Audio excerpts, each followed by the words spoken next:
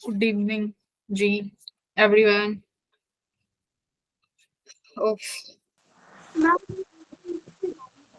हाँ वर्कशीट के डाउट्स थे। हाँ हाँ, वो तो लेंगी मैं। रुक जाओ, वेट करो। स्टार्टिंग में ही ले लेंगे डाउट, ठीक है? क्योंकि बाद में ना फिर ऐसा लगता है कि सिलेबस कंप्लीट कराना है, तो डाउट अभी स्टार्ट कर लेंगे स्टार्टिंग में, ठीक है? यस।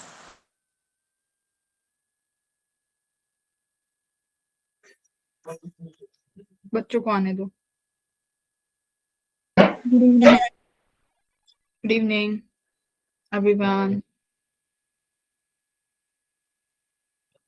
प्रतीक, अब क्लास छोड़ के मत जाना बीच में, बता दिया है तुम्हें।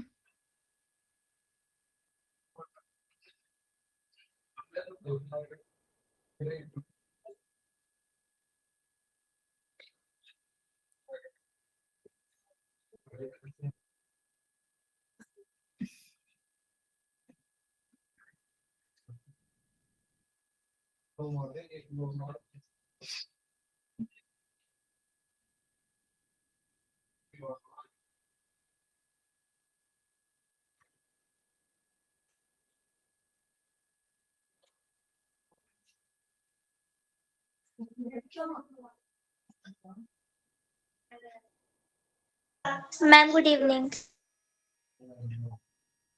Good evening everyone.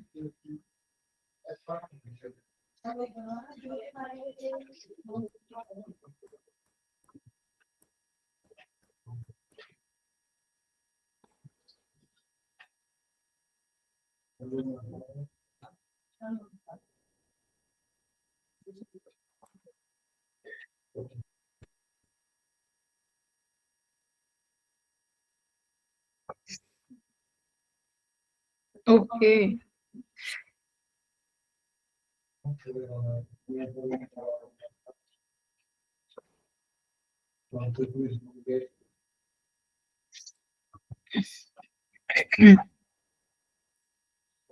बहुत जने अभी आने बाकी हो।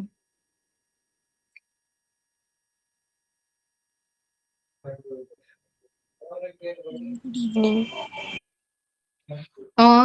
भाई अंशिका, आप बताओ, आपसे फिजिक्स के क्वेश्चन कैसे नहीं लग रहे? बहुत सारे बच्चे ऐसे हैं जिनसे फिजिक्स के सवाल नहीं लग रहे। हाँ जी। यस मैम, वो पढ़ा नहीं चैप्टर, मतलब जब किया था ना तो पीवाईक्यूज भी नहीं किए थे, तो मैम भूल गया, मतलब ऐसे समझ लो। चैप्टर ही गायब। और अगर वो टीचर्स तुम्हें सवाल ना देते अब इस टाइम पे, फिर अंशिका जेई के बाद मैम मैंने बोला था खुशी मैम को कि जब मेरी मतलब छुट्टियां आएंगी तो मैं कर लूंगी कवर, तो मैम बोलते कि बाद में कर लियो चैप्टर कवर। छुट्टियां कब है? मैम अब करूंगी शुक्रवार और शनिवार को।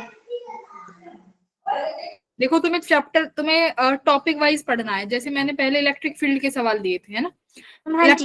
तो तुम्हें इलेक्ट्रिक फील्ड पढ़ना था बस, सिर्फ इलेक्ट्रिक फील्ड। इलेक्ट्रिक फील्ड क्या होता है, कुलाम्स लॉ पढ़ना था।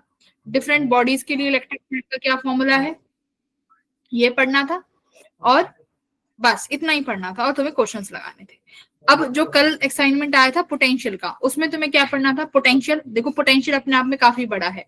पोटेंशियल पढ़ना था, पोटेंशियल एनर्जी, डिफरेंट बॉडीज के लिए पोटेंशियल कैसे निकालते हैं, ये आना चाहिए था। बस 3 टॉपिक थे। Yes ma'am.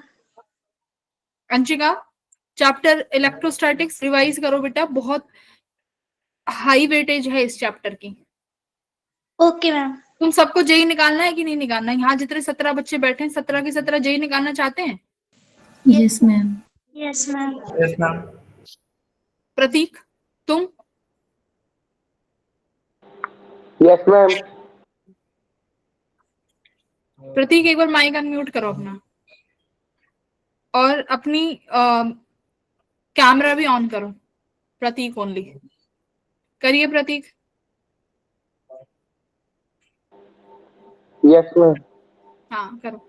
हर्ष माधव नहीं आया क्या? आया मैम। कौन नहीं दिख रहा तुम्हें? अपना अपना दोस्त भाई पहचानो। हरलीन, हरविलास, हर्षन, जशनप्रीत, मनप्रीत, नेहा, प्रतीक, संध्या नहीं दिख रही, संध्या मैम को बुला के लेके आते हैं।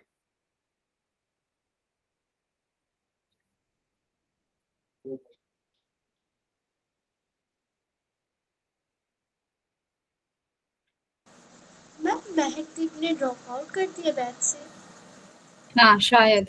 मैम मेरी फ्रेंड थी, वो पहले तो बात होती रहती थी मैम, वो काफी देर हो गई बात नहीं हुई। हाँ उसका, उसने शायद छोड़ दिया।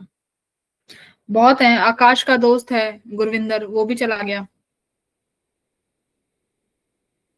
है ना। वो यस मैम। ड्रॉप लेंगे 1 साल का, 1 साल का ड्रॉप, ड्रॉप लेके देखना वो क्या उखाड़ लेंगे। ड्रॉप बच्चा वो लेते हैं कि जो इस साल पूरी मेहनत करने के बाद उनके पेपर में कुछ ऐसी चीजें हो जाएं, ठीक है, कि पेपर में उस दौरान ऐसा हो गया कि पेपर बुरा चला गया।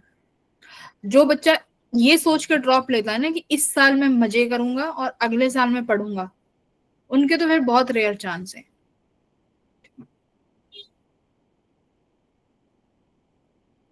आई थिंक जितने बच्चे आने थे आ गए। हाँ अब हम डाउट ले लेते हैं तुम्हारे, ठीक है।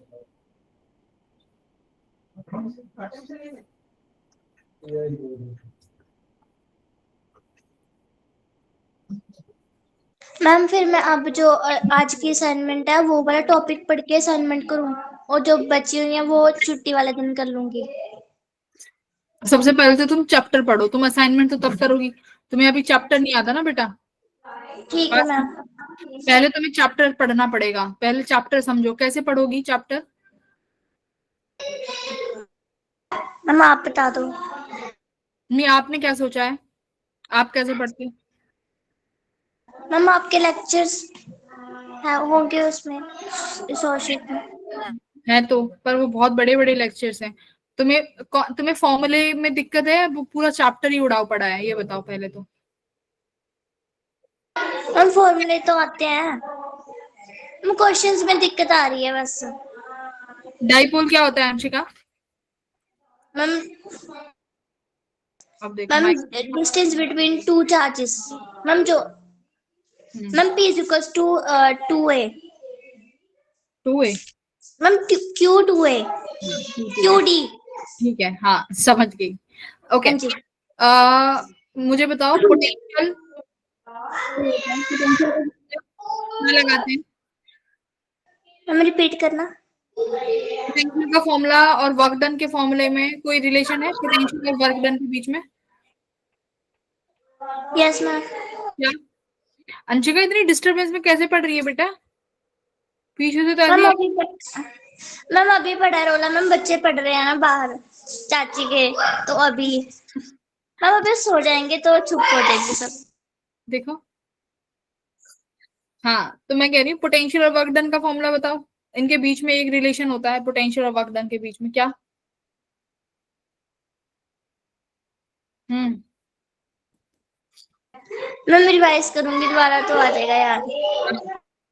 बहुत शोर में बैठी हो, माइक माइक म्यूट ही रखो तुम, बोलना नहीं आज क्लास में। जैसे ही अनम्यूट कर रही है सिर में दर्द कर रही है। मैम नहीं आज ही है वैसे, पता नहीं क्यों। ठीक है, देखो भाई, जिसको इलेक्ट्रोस्टैटिक्स नहीं आता सबसे पहले तो चैप्टर पढ़ो। अगर तुम्हें कुछ यही नहीं पता कि पोटेंशियल क्या है, वर्क डन क्या होता है, कंजर्वेटिव फोर्स के टर्म्स में पोटेंशियल कैसे लिखते हैं, इक्विपोटेंशियल सरफेसेस क्या हैं, फिर तो ये चैप्टर, मैं अगर तुम्हें सवाल कितने से इजी दे लूं, तुमसे सवाल बनेंगे ही नहीं। अगर कोई एक अंशिका के अलावा कोई और स्टूडेंट है जिसका इलेक्ट्रोस्टैटिक्स इतना ही बेकार है जितना अंशिका का है? कोई और बच्चा है? इतना वीक नहीं है मैम, थ्योरी पता है, फॉर्मूलेस भी पता है मैम, बट उसमें कंफ्यूजन हो जाती है मैम, क्वेश्चन में उनको टैकल नहीं कर। मनप्रीत और विवेक के अलावा? मनप्रीत और विवेक को भी है, नेहा को भी है। अच्छा, जब मैं इलेक्ट्रोस्टैटिक्स पढ़ा रही थी तो तुम कहाँ पर हवा खा रहे थे? हाँ मनप्रीत,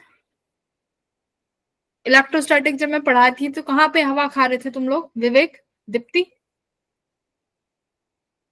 तुम्हारा तो इलेक्ट्रोस्टैटिक्स हिला पड़ा है बेटा। नेहा का भी देखो, नेहा फिर से हैंड रेज कर रही है जी। क्या करूं फिर? अच्छा ये बताओ, तुम्हारा मॉडर्न फिजिक्स का टेस्ट कब है? मैम संडे को है वेव ऑप्टिक्स का टेस्ट। वेव ऑप्टिक्स है ना इस संडे? यस वेव ऑप्टिक्स का होगा अभी? अमनदीप अभी वेव ऑप्टिक्स का होगा टेस्ट?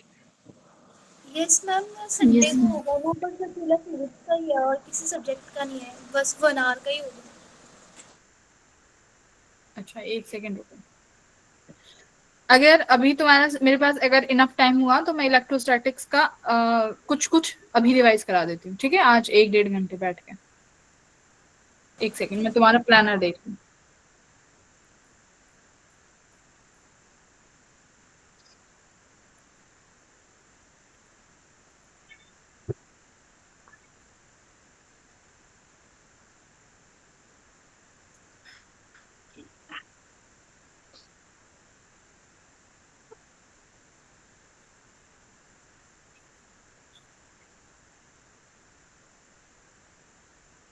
टेस्ट प्लानर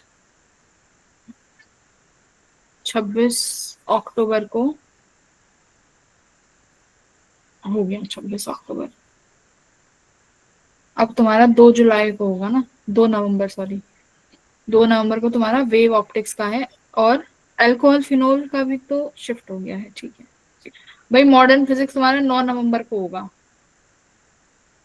यानी next to next week. Yes ma'am. ठीक है, करा देंगे। एक लेक्चर पढ़ लो, इलेक्ट्रोस्टैटिक्स का पढ़ा देती हूँ, मैम ठीक है? आप मैं, मुझे फॉर्मूलाज के थ्रू ही रिवाइज करवा दो आप। हाँ मैं वन शॉट ही रिवाइज करा रही हूँ, ठीक है? वन शॉट टाइप में स्क्रीन शेयर्ड है। No ma'am. अभी तक सारे नहीं। बच्चे आंख नाक कान खोल के बैठ जाओ। मैं वन शॉट टाइप में जैसे होता है, अगर मुझे 2 लेक्चर्स भी लगेंगे तो मैं 2 लेक्चर्स भी ले लूंगी। पर अब इसके बाद मेरे को किसी बच्चे से ये शिकायत नहीं मिलनी चाहिए कि मैम इलेक्ट्रोस्टैटिक्स नहीं आ रहा है। जितनी भी यहाँ पे जितने भी बॉयज जितने भी गर्ल्स हैं, सुन लो ध्यान से, ठीक है?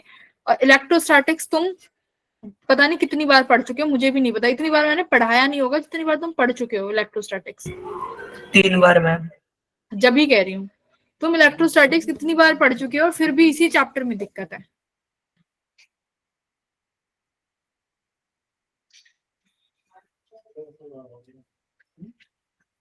हाय मेरे बच्चे।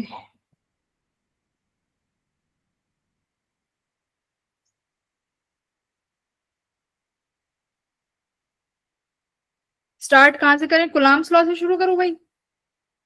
मैम जो आपने वर्कशीट दी है ना, उसमें टॉपिक्स है मैम, साथ में क्वेश्चंस भी समझ आ जाएंगे और कॉन्सेप्ट भी आ जाएगा। ठीक है, सुनते जाओ अब मेरी बात। अब मैं तुम्हें पढ़ाती जाऊंगी। हम सबसे पहले पढ़ेंगे कुलाम्स लॉ, ठीक है?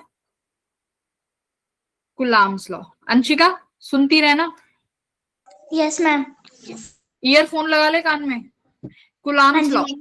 कुलाम्स लॉ क्या कहता है बेटा? अगर मेरे पास 2 पॉइंट चार्जेस हैं, 2 पॉइंट चार्जेस के लिए ये फोर्स एक्ट करता है, ठीक है? मान लो Q1 और Q2। ये दो कुलाम्स लॉ फोर्स निकालता है, force of interaction, force of interaction between charges, ठीक है? ये भी प्लस का चार्ज है बेटा, Q1 और Q2। ये इस मान लो A चार्ज है और ये B चार्ज है। A वाला B पर कैसा फोर्स लगाएगा? दोनों प्लस प्लस है तो ऐसे रिपल्सिव फोर्स लगाएगा FA। बी वाला ए पे रिपल्सिव फोर्स लगाएगा। तो बेटा जब भी पॉजिटिव चार्ज हो और तुम्हें ऐसा पूछा हो कि किसी पर्टिकुलर पॉइंट पे फोर्स निकालो पर्टिकुलर चार्ज पे, तो सबसे पहले उस फोर्स पे जितने भी उस चार्ज पे जितने भी फोर्सेस लग रहे हो उन्हें लिख लेना। यानी ये लग रहा है FB। मान लो अब इन दोनों चार्जेस के बीच में कितनी दूरी है? R दूरी है। तो यानी फोर्स कितना लगेगा इन दोनों चार्जेस के बीच में? इन दोनों चार्जेस के बीच में जो फोर्स लग रहा होगा वो लगेगा K Q1 Q2 अपॉन इनके अपॉन की दूरी R स्क्वायर। फिर हम लिखते हैं एक वेक्टर फॉर्म में, है ना? एक वेक्टर फॉर्म में होता है बेटा। वेक्टर फॉर्म में मान लो कि A वाला जो है इसका पोजीशन वेक्टर R है, जहां B रखा हुआ है यानी जहां सेकंड चार्ज रखा हुआ है उसका पोजीशन वेक्टर क्या है? R। टू। बात समझ में आई? अगर तुमसे पूछा जाए कैलकुलेट फोर्स ऑन Q2, तो बेटा Q2 पे कौन फोर्स लगा रहा है? Q1 कौन आ रहा है ये? हाँ, योशु मिशु ये डिस्टर्ब करने के लिए आया था ना आज। Calculate force on charge Q2, क्या होगा भाई बताओ? Q2 वाले चार्ज पे कौन फोर्स लगा रहा है बेटा? जल्दी बताओ। Q1 charge. Q1 charge force लगा रहा है, जिस फोर्स का हमने नाम क्या दिया है? FA, है ना? FA। तो इसको और क्या लिख सकते हो? Force on B due to A, है ना? FBA, force on B due to A। तो तुम क्या लिखोगे? K Q1 Q2 upon R square. देखो अब ये वाला जो फॉर्मूला है ना बेटा, ये क्या बता रहा है? ये बता रहा है मैग्नीट्यूड। क्या? मैग्नीट्यूड। अगर डायरेक्शन की बात आ जाए तो क्या करना पड़ेगा? वेक्टर। डायरेक्शन की बात आ जाए तो वेक्टर लेना पड़ेगा। तो यानी ये वेक्टर है, तो देखो ना तो चार्ज वेक्टर है ना के वेक्टर है, तो मेरे को यहाँ पर यूनिट वेक्टर लेना पड़ेगा। आर यूनिट वेक्टर ले लिया, R is a unit vector. अब देखो force on B due to A, direction कैसी है? ऐसी। Force on B due to A, B पर जो फोर्स लग रहा है उसकी डायरेक्शन देखो कैसे है? ऐसी डायरेक्शन है ना भाई, ऐसी। यानी आप R1 से R2 जा रहे हो, तो ये R वेक्टर जो होता है इसे क्या लिखते हो? R is a unit vector. कैसे लिखते हो? R vector upon mod of R। ये कितना हो गया? K Q1 Q2 upon R cube हो जाएगा बेटा ये। अब ये जो R वेक्टर है ना, इसमें बस तुम्हें डायरेक्शन देखनी है। कैसे डायरेक्शन देखनी है? जैसे कि आपको फोर्स निकालना है Q2 चार्ज पे, तो तुम R1 से R2 की तरफ जा रहे हो, है ना? R वेक्टर का फॉर्मूला क्या होता है? R final minus R initial. बात समझ में आई? जो ये R वेक्टर है ना, अभी जो यहाँ लिखोगे ये R वेक्टर, इस R वेक्टर का हमेशा फॉर्मूला क्या रहेगा? R final minus R initial. जरा इस फोर्स की डायरेक्शन के अकॉर्डिंग मुझे बताओ Q2 चार्ज के लिए फाइनल क्या है? R1 और R2 बताओ। R2 आप कहां से कहां जा रहे हो? A से B आ रहे हो ना, तो फाइनली क्या हो गया? R2 हो गया, फाइनल R2 हो गया और इनिशियली R1 हो गया। तो लिखोगे K Q1 Q2 upon R cube. R vector में क्या लिखोगे? R2 minus R1। बात समझ में आ गई? अब यहीं पे मैं तुमसे कहती हूँ कि बेटा मुझे एफ ए बी निकालो। एफ ए बी मतलब force on A due to B. हाँ, force on A due to B, मतलब इस ये डायरेक्शन आ रही है रेड वाली। तो ये जो बेटा ये वाला वैल्यू है ना के Q1 Q2 by R cube, ये तो सेम रहेगा। के Q1 Q2 by R cube. याद रखना ये वेक्टर फॉर्म है, यहाँ मैंने वेक्टर्स लगाया हुआ है फोर्स के ऊपर। ओके, अब यहाँ पर मुझे आर वेक्टर चाहिए। इस आर वेक्टर को क्या लिखेंगे जल्दी बताओ? R final minus R initial. F B बेटा अब इसके लिए आपके लिए इनिशियल R2 हो गया ना, तो यहाँ क्या लिखा? R2 फाइनली किस पे जा रहे हो आप? R1 पे, तो R2 माइनस R1। ये हो बस नेगेटिव साइन, बस नेगेटिव साइन लग जाएगा। बात समझ में आ गई? R2 minus R। एक सेकेंड, क्या किया हम? फाइनल हाँ 1 माइनस। ठीक है, ये क्या है जल्दी बोलो? कुलाम्स लॉ समझ में आया? Yes ma'am. Yes ma'am. अब यहाँ पे F इक्वल्स टू क्या होता है? K Q1 Q2 by R square. ये मैग्नीट्यूड है। जरा K की बात कर लेते हैं। K क्या होता है? 1/4 pi epsilon not. Epsilon not क्या है भाई? एप्सिलॉन नॉट क्या है? Permittivity of free space. Epsilon not है परमिटिविटी।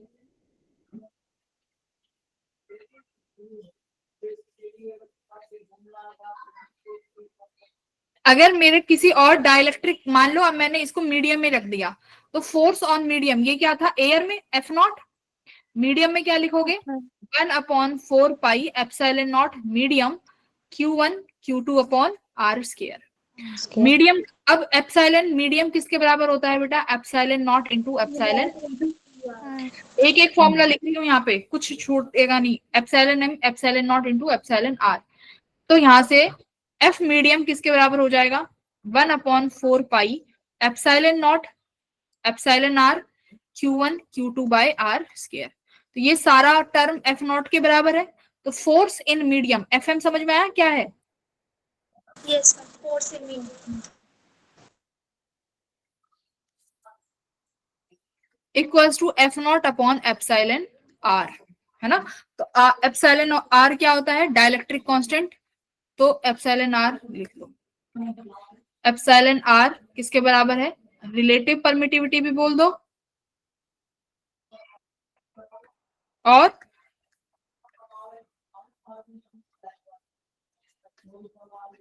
Dielectric constant. तो जो कैपेसिटर में के यूज करते हो ना, वो ये सेम चीज है दोनों, ठीक है।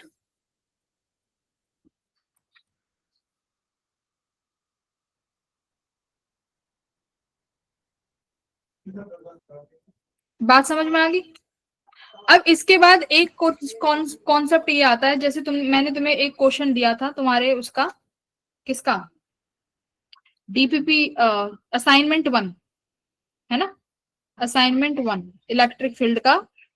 इलेक्ट्रिक फील्ड के असाइनमेंट 1 का क्वेश्चन नंबर देखेंगे, क्वेश्चन नंबर देखेंगे 10th, फटाफट से क्वेश्चन नंबर 10th देखो सभी, जल्दी जल्दी। असाइनमेंट 1 क्वेश्चन नंबर 10th देख लिया? कल देखना।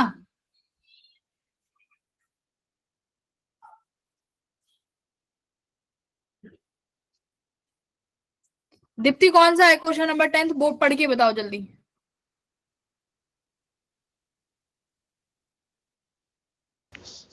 Ma'am, two identical conducting spheres P and S। रुक जाओ रुक जाओ, नेहा पढ़ के बताना क्वेश्चन नंबर 10th।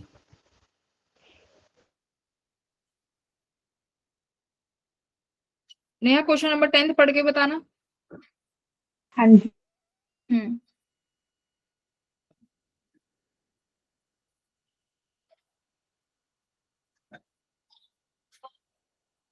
पढ़ो।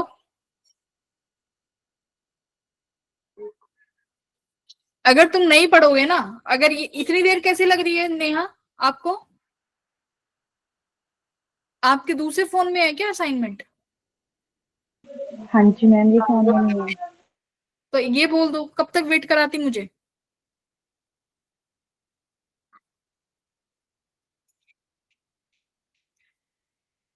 करवा लो असाइनमेंट, फिर कैसे समझोगी तुम कि मैडम कौन सा सवाल करवा रही है, क्या तो तुम्हें समझ में आएगा?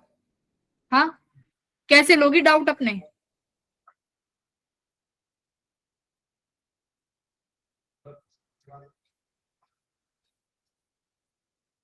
तुम्हारी क्लास में भाई पढ़ाना मेरे बस की तो बात है नहीं, ठीक है। अगर तुम ऐसे ही हरकतें करोगे ना, तो फिर कोई और टीचर ही पढ़ाएगा तुम्हें।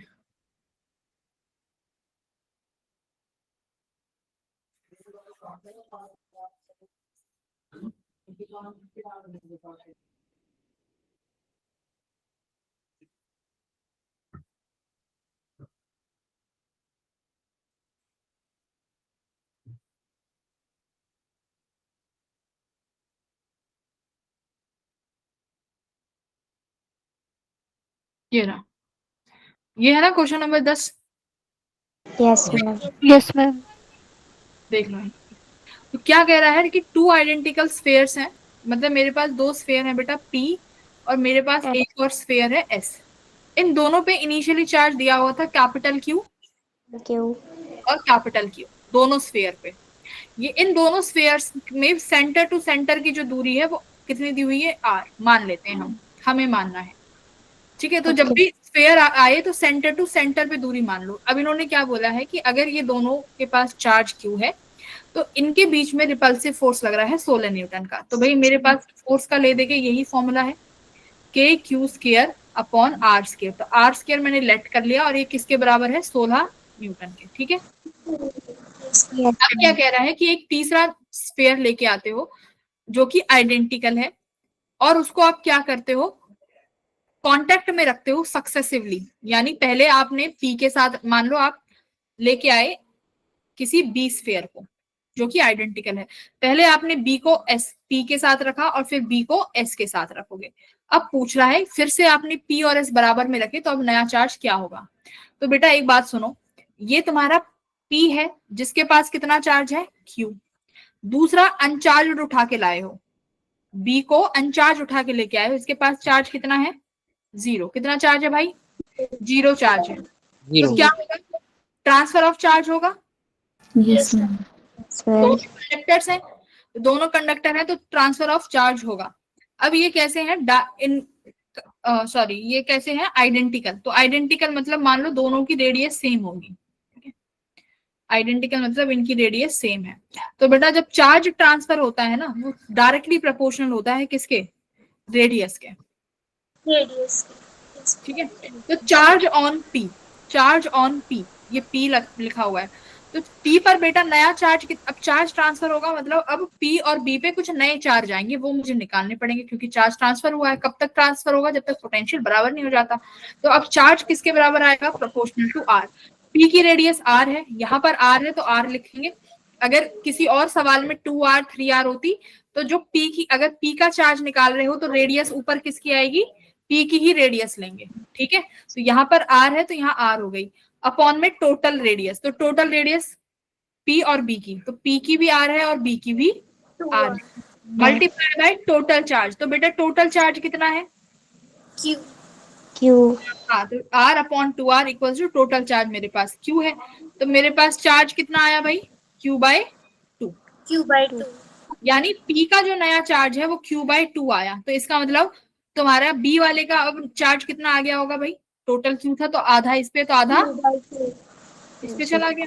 अब मेरे को अब एक बात बताओ, अब कह रहा है कि बी को फिर किसके साथ रखा है, दूसरा तुम्हारा कौन सा स्फीयर है भाई पी आर जो भी था वॉटेवर, आर के साथ रखा है। आर के पास कितना चार्ज है भाई क्यू, बी के पास कितना चार्ज है अब क्यू बाय 2। अब तुम्हें आर का नया चार्ज निकालना होगा। तो बेटा अब मुझे बताओ क्यू आर नया चार्ज कितना लिखोगे, इसका radius R upon total radius R plus R 2r multiply total charge कितना है आपकी बार क्यू प्लस क्यू बाय 2 ये है ना टोटल चार्ज। तो ये कितना हुआ r by 2 multiply 3q by 2। 3q by 2 r से ये r चला गया तो कितना चार्ज आया 3q बाय 4। ठीक है, तो यानी अब तुम्हारे पास b पर कितना चार्ज आया है, सॉरी r पे कितना चार्ज आ गया 3q बाय 4 आ गया। बस b पे चार्ज आ गया। अगर तुम्हें b पे निकालना है तो b पे भी निकाल सकते हो बट हमें अब जरूरत तो है नहीं। अब वो बोल रहा है कि दोबारा p और q को साथ में रखो। p पर कितना चार्ज आया q बाय 2, सॉरी p और r पे नया चार्ज कितना आया 3 कैपिटल q बाय 4। तो अब इन पर जो फोर्स लगेगा वो लगेगा k q बाय 2, भाई इनके नए चार्ज तो यही है। दूसरा चार्ज 3q बाय 4 पढ़ा है ना अभी, k q1 q2 upon r square divided by दूरी तो उतनी रहेगी जितनी पहले थी बेटा, सेम डिस्टेंस पे यानी r पे r स्क्वायर। तो ये f डैश अब देख लो कितना आ जाएगा, f dash equals to 3/8 k capital q by r square. और ये k capital q square by r square किसके बराबर दिया था 16 के बराबर। तो ये 8 दूनी 16 और 3 दूनी 6, तो f डैश कितना आया भाई नया 6 न्यूटन। ठीक है, तो ये 6 न्यूटन आ गया। अब समझ में आ गया ये क्वेश्चन। ये कॉन्सेप्ट याद रखना है कि जब भी दो को रखेंगे तो चार्ज डिस्ट्रीब्यूट होगा और कैसे होगा directly proportional to R. Anshika समझ में आया? Yes ma'am.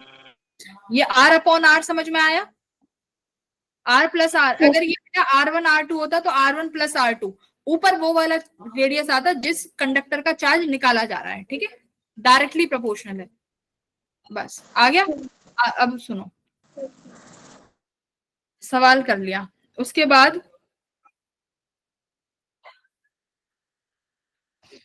क्वेश्चन नंबर 9 क्या कह रहा है। क्वेश्चन नंबर 9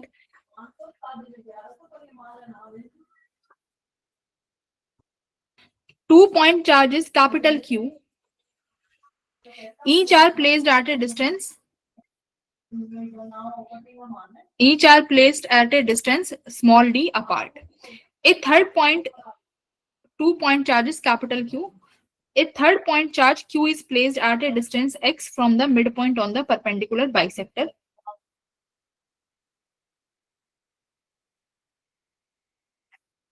नहीं, ये वाला नहीं कराना था मुझे, सेकंड करा। perpendicular bisector बना के फिर उसको x पे चार्ज रखा हुआ क्या कह रही हो अमनप्रीत? है। मैम सेंटर पे परपेंडिकुलर बाइसेक्टर बना के फिर उसके x पे चार्ज रखा हुआ है, सिंपल। भाई 9th वाला हो जाएगा बेटा, 9th क्वेश्चन बोलो। 9th वाला कर लिया था तुम लोगों ने? हाँ जी। Yes ma'am.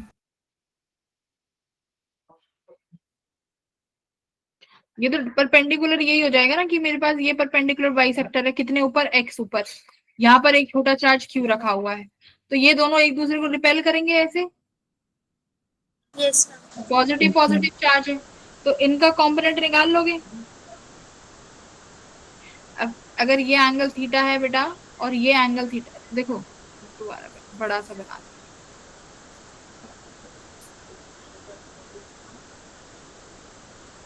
इधर ही आ जाओ ना, यहाँ पे जगह तो होगी करने की, जगह नहीं है यहाँ पे।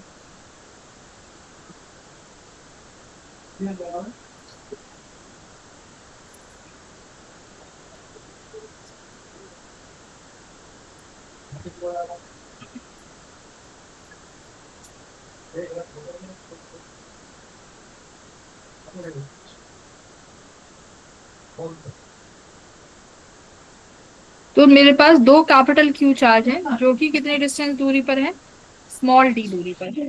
क्या कह रहा है, द इलेक्ट्रिक फील्ड निकालनी है किसी पॉइंट P पे जो कि परपेंडिकुलर बाइसेक्टर पे है। तो परपेंडिकुलर बाइसेक्टर होता है बेटा ऐसे बीचों बीच, ठीक है।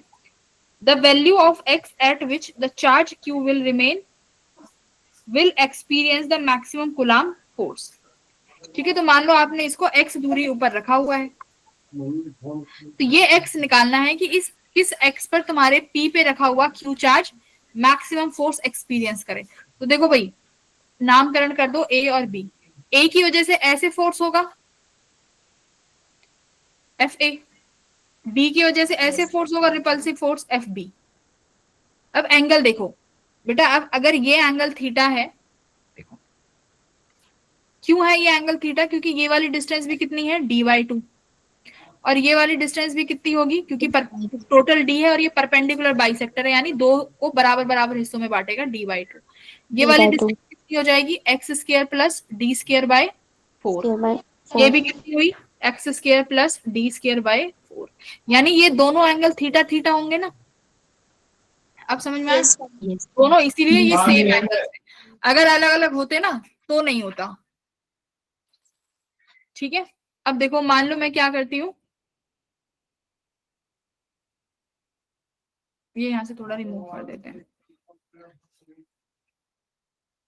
ठीक है, अगर ये एंगल थीटा है तो बेटा ये वाली सेम लाइन इस हॉरिजॉन्टल के साथ एंगल थीटा बनाएगी, तो ये एंगल भी थीटा हुआ, तो ये क्या कंपोनेंट होगा, FA cos थीटा। जिनको एंगल नहीं लेने आते, देखो भाई ये वाली स्ट्रेट, ये वाली लाइन हॉरिजॉन्टल के साथ यहाँ भी थीटा बना रही है तो यहाँ भी थीटा बनाएगी, तो ये FA cos थीटा हो गया। यहाँ क्या हुआ, FA sin थीटा। अब ये वाली लाइन देखो, अगर ये वाली लाइन यहाँ एंगल थीटा बना रही है तो यहाँ भी एंगल थीटा बनाएगी, तो ये एंगल थीटा हुआ, तो ये क्या हुआ, FB cos थीटा, और ऊपर की तरफ क्या हुआ, FB sin थीटा। जरा अब देखो क्या FB और FA बराबर है क्या, बिल्कुल बराबर है, यस। FA भी किसके बराबर होगा, देखो FA मतलब इस A की वजह से फोर्स ऑन Q चार्ज, तो भाई K capital Q upon Q, इनके बीच की दूरी सेम है ये तो FA और FB के लिए, बोलो यस।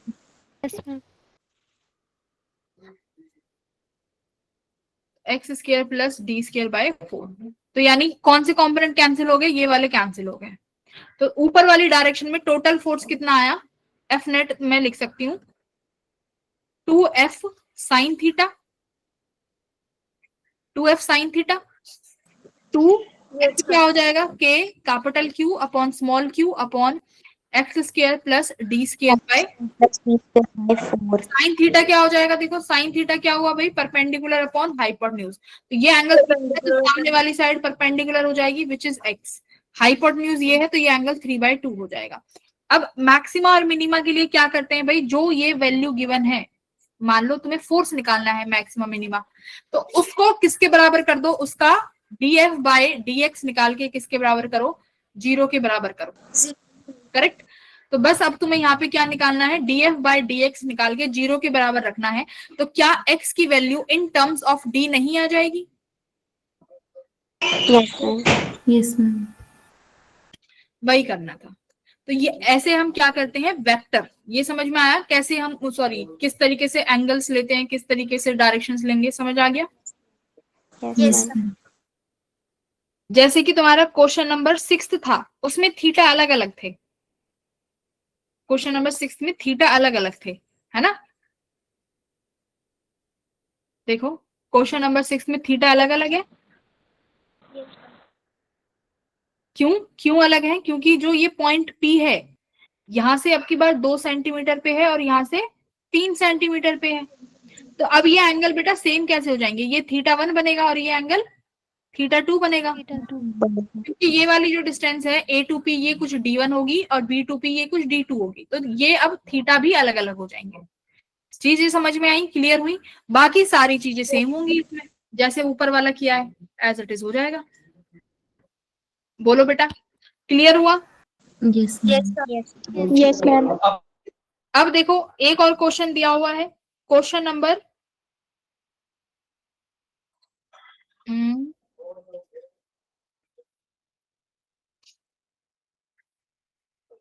कहाँ गया, थर्ड क्वेश्चन देखो, जो सर्कल बना हुआ है, ये कर लिया था, No, ma'am. अब हो जाएगा, Yes, ma'am. क्यों अब क्या हो गया ऐसा। एक पॉइंट बी है जिस पर कितना चार्ज है, 2q। एक पॉइंट सी है जिस पर कितना चार्ज है, -2q। -2. ओ पर निकालना है तुम्हें फोर्स, ठीक है। हमारे पास यहाँ पर -4q बैठा हुआ है, ये एंगल जो दिया हुआ है 30 डिग्री और 30 डिग्री दिया हुआ है, और ये वाला एंगल 150 डिग्री और ये एंगल 30 डिग्री, ठीक है। अब तुम्हें ओ पर अगर फोर्स निकालना है तो तुम्हें बस क्या करने हैं भाई, तुम्हें क्या निकालना है बोलो, फोर्स, नेट फोर्स निकालना है, डायरेक्शन देखोगे। Yes, ma'am. अब एक चीज देखो, अगर तुमने बी और सी का देख लिया कि बी और सी का जो नेट फोर्स है वो कहाँ आ रहा है, ओ की तरफ, लगाओ भाई।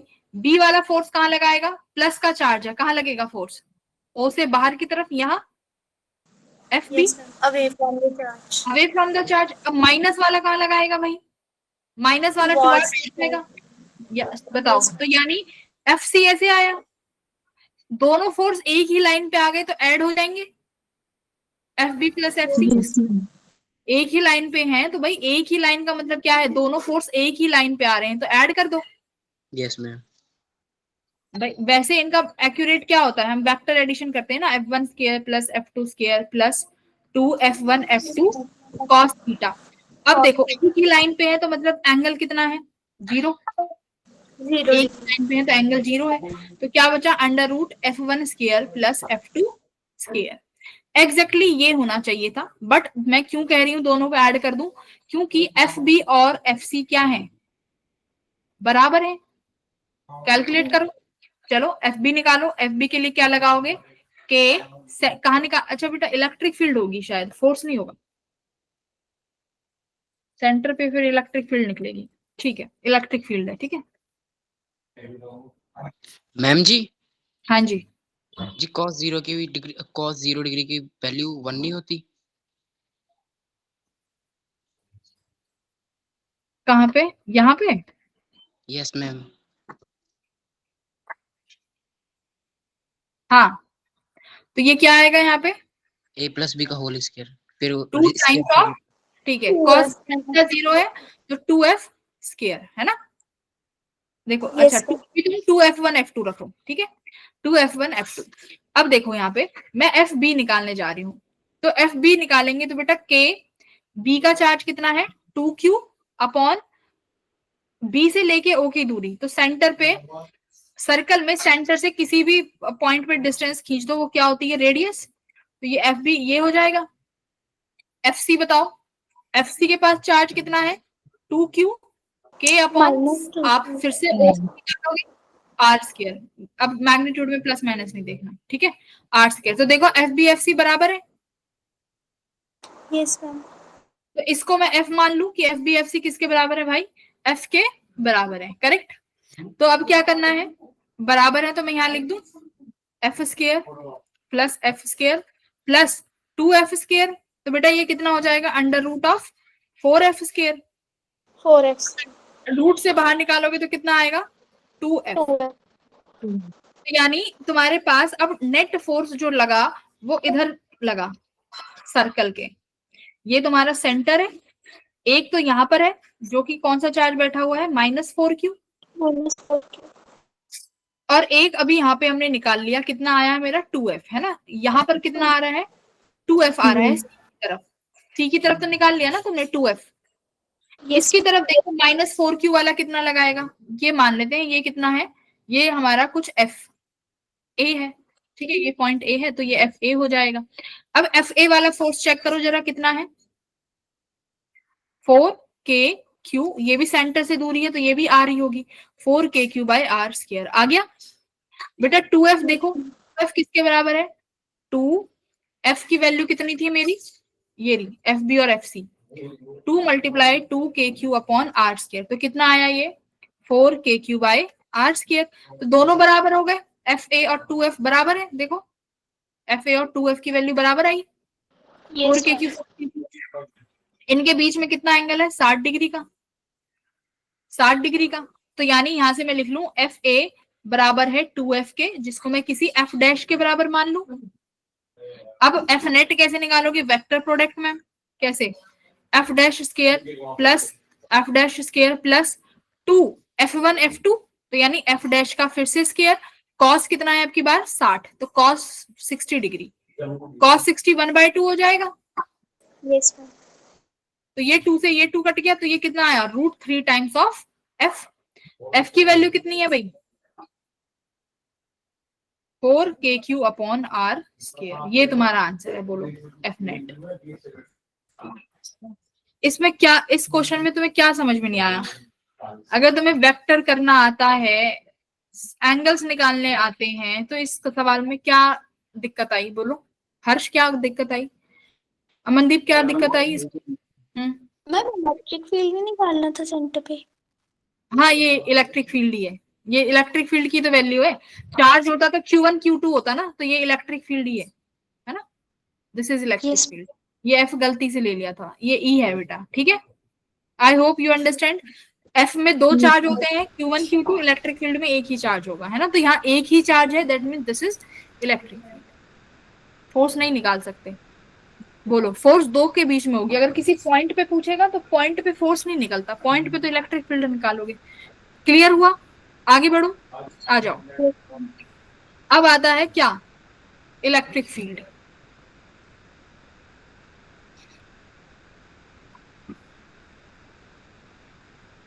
क्या फॉर्मूला होता है KQ by R square. KQ by R square. तो बेटा इलेक्ट्रिक फील्ड निकालते हैं, पहला linear charge, second ring, conducting sphere, चौथा नॉन कंडक्टिंग स्फीयर, पांचवा डिस्क, और बताओ और कुछ है क्या किसी को, linear charge, ring, sphere, non conducting sphere, disc, और बेटा डायपोल, वो बाद में, डाइपोल वाला नहीं, सिर्फ इलेक्ट्रिक फील्ड, डिफरेंट बॉडीज के लिए इतना ही होता है मेरे हिसाब से, ठीक है, ओके आ जाओ। पोटेंशियल तक तो आज कर लेंगे, शायद उससे आगे भी बता दो। हाँ जी, अब क्या करना है, लीनियर चार्ज का मतलब, हाँ छठा शीट, शीट की वजह से कौन बताएगा, छठा शीट, कंडक्टिंग शीट है ना, Yes. 2D वाला ये रह गया था। ठीक है, आ जाओ, तो सबसे पहले कौन सा लेते हैं, सबसे पहले पे लेते हैं हम लीनियर चार्ज। ठीक है बेटा, Yes. इससे बढ़िया तुम्हें वन शॉट कहाँ ही मिलेगा। लीनियर चार्ज का मतलब क्या होता है कि सपोज लीनियर चार्ज मतलब मेरे पास एक वायर जैसी एक बॉडी है, वायर की तरह है, एक लाइन चार्ज मतलब एक पतली सी निडल टाइप एक बॉडी है, जिस पर बेटा प्लस चार्ज कैसे डिस्ट्रीब्यूटेड है, कैसे डिस्ट्रीब्यूटेड है ना, यूनिफॉर्मली। अगर इस पॉइंट की वजह से किसी भी पॉइंट पे क्या निकालते हैं, मैग्नेटिक सॉरी इलेक्ट्रिक फील्ड, है ना। इस लीनियर चार्ज की वजह से मान लो lambda is the linear charge density, Yes. Lambda क्या होता है, चार्ज पर यूनिट लेंथ। बेटा लैम्डा क्या है, charge per unit length. Length. बात समझ में आई। अब देखो, जब भी तुम्हें इसकी वजह से किसी पॉइंट पर मैग्नेटिक फील्ड निकालनी हो तो सबसे पहले क्या करना, वायर के एंड मिला देना, दोनों वायर्स के एंड पकड़े और मिला दिए। अब मुझे एक चीज चाहिए होती है, क्या, आर परपेंडिकुलर, मतलब जिस पॉइंट पर आप इलेक्ट्रिक फील्ड निकाल रहे हैं, जिस पॉइंट पे आप इलेक्ट्रिक फील्ड निकाल रहे हैं, हमें उस पॉइंट से उस वायर के बीच में एक परपेंडिकुलर लाइन चाहिए होगी। ये परपेंडिकुलर लाइन है, याद रखना, जिसे मैं यहाँ पे लिखूंगी भी क्या, आर परपेंडिकुलर, परपेंडिकुलर है ना भाई। ये देखो, ये वैल्यू इसके परपेंडिकुलर डिस्टेंस पे लाइन। अब क्या करते हैं बेटा, हम एंगल लेते हैं, ये वाला एंगल सपोज करो क्या है, θ1, ठीक है, जो कि कौन बना रहा है, तुम्हारी ए पॉइंट किसके साथ बना रही है, पी के साथ। ये वाला एंगल क्या है भाई, θ2। अब यहां पर एक चीज याद रखना, θ1 एंड θ2 अलग अलग डायरेक्शन में है, यानी θ1 जो है क्लॉकवाइज है, कैसा है, क्लॉकवाइज। θ2 जो एंगल होता है ये कैसा होता है भाई, यहाँ एंटी क्लॉक एंटी क्लॉकवाइज। बात समझ में आई। अब मेरी बात ध्यान से सुनो, इसका फॉर्मूला होता है पी पर इलेक्ट्रिक फील्ड निकालने के लिए। अब देखो, अगर ये पी पॉइंट क्या है, इस वायर के परपेंडिकुलर है, बात समझ में आई। अगर ये पी पॉइंट वायर के परपेंडिकुलर बाइसेक्टर पे है, परपेंडिकुलर बाइसेक्टर का मतलब समझे, इस पी पॉइंट ने इस वायर को दो हिस्से में बांट दिया, बराबर बराबर, ओ ए ओ बी के बराबर होगा। If P is at perpendicular bisector, तो तुम क्या कहोगे मैम, क्या है, पी ने इस वायर को दो हिस्से में बांट दिया, तो जिसकी वजह से मेरे पास वाई वाली डायरेक्शन में इलेक्ट्रिक फील्ड कितनी हो जाएगी, 0। ठीक है, देखो Yes. मान लो मैंने ये छोटा सा एलिमेंट कट किया इस वायर का, इस पी पॉइंट पे, इस तरीके से इलेक्ट्रिक फील्ड आएगी, क्योंकि ये छोटा वायर है, प्लस का है, तो प्लस की वजह से इलेक्ट्रिक फील्ड बाहर आती है, डीई। देखो, अगर ये एंगल थीटा है तो बेटा ये एंगल भी थीटा होगा। देखो Yes. ऐसे देखो, इसमें कुचड़ पुचड़ नहीं करते, यहाँ पे अलग वाले में कर लो, इसको ऐसे छोड़।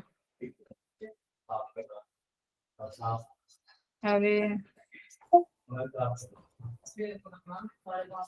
ठीक है, यहाँ पे आ जाओ।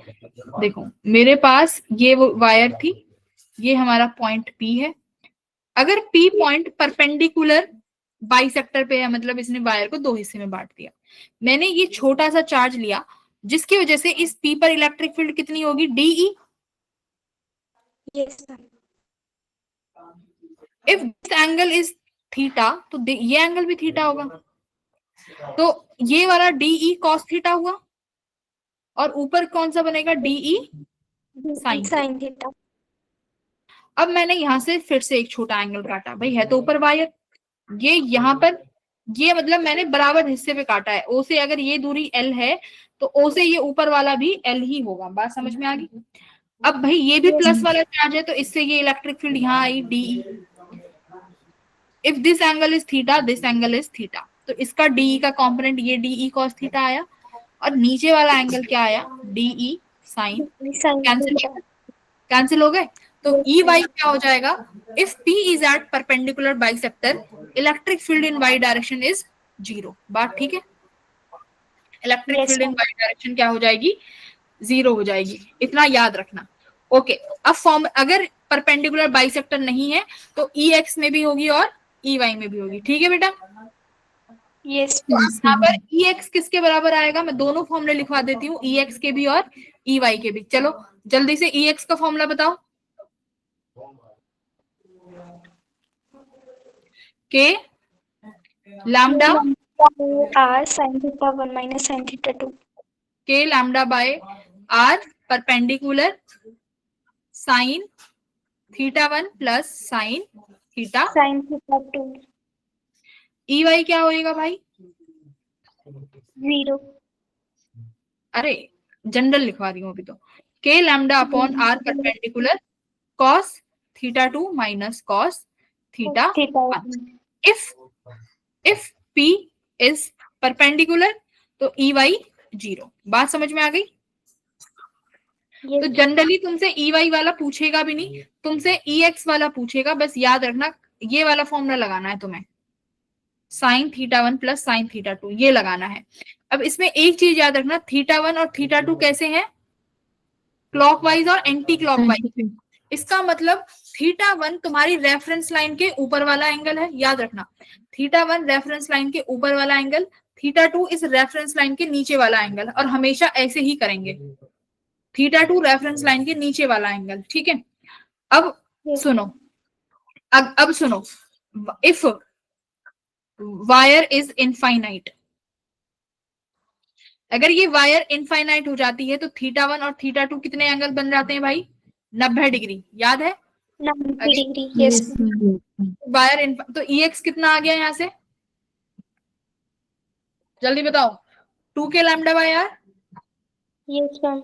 और यहाँ से मैं लिखूं के को 4 पाई एप्सिलॉन नॉट आर के, और लैम्डा को क्या लिख सकते हो, चार्ज पर यूनिट लेंथ। तो ये कितना आया बेटा, Q upon 2 pi epsilon naught R, R L, wait,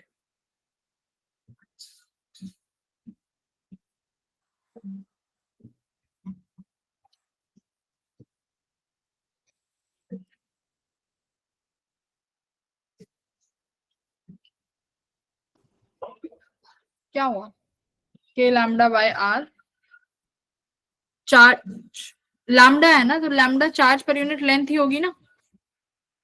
yes ma'am. ये एल कहाँ से आ गया, मैम लैम्डा का लैम्डा ही लिखा होता है ना मैम फॉर्मूला में उन्होंने। एक सेकंड में फॉर्मूला चेक कर लेते हैं finally. Lambda by 2 pi epsilon naught into R होता।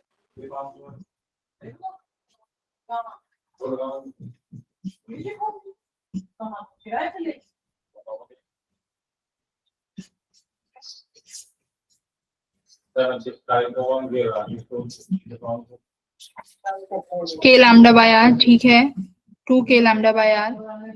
हाँ ये 2 के लैम्डा बाय आर ही होगा बेटा, लैम्डा के फॉर्म में ही आएगा, है ना? यस ये लैम्डा के फॉर्म में ही रहेगा, ये चार्ज नहीं रहेगा। ठीक है, दिस इज नॉट चार्ज की फॉर्म में है ही नहीं, चार्ज पर यूनिट लेंथ होगा तो उसमें लेंथ भी हम 1 मान लेंगे फिर, तो ये हटा दो, बस इसको यही याद रखना। ठीक है, 2 के लैम्डा बाय आर में। ओके, आज समझ में? हाँ, अब फिर एक होता है सेमी इनफाइनाइट। सेमी इनफाइनाइट का मतलब क्या है, जल्दी बताओ। मैम एक एंगल उसमें 90 हो जाता है। बेटा सेमी इनफाइनाइट में देखो क्या होगा, मान लो ये जो वायर है ना, ये इसमें ये ए पॉइंट है और ये बी पॉइंट है। जिस पॉइंट पर तुम्हें फील्ड निकालना है वो एक वायर की सामने ही है, मान लो इस P पॉइंट पे फील्ड निकालना है, वो A वायर के सामने ही है, तो सेमी इनफाइनाइट मतलब B जो पॉइंट है ये आगे इनफाइनाइट तक है।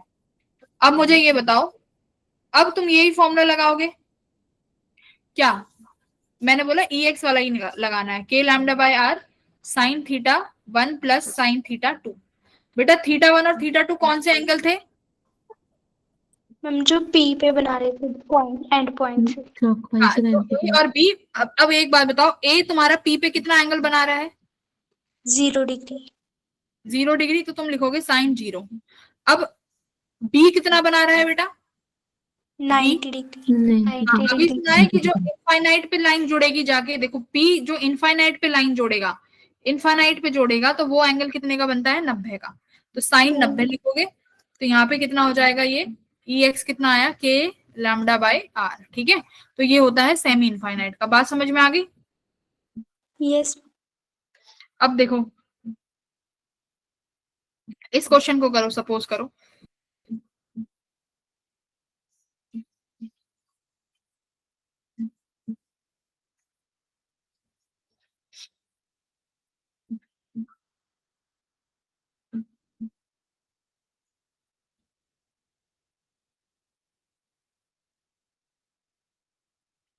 चलो, find electric field eight P point, जल्दी।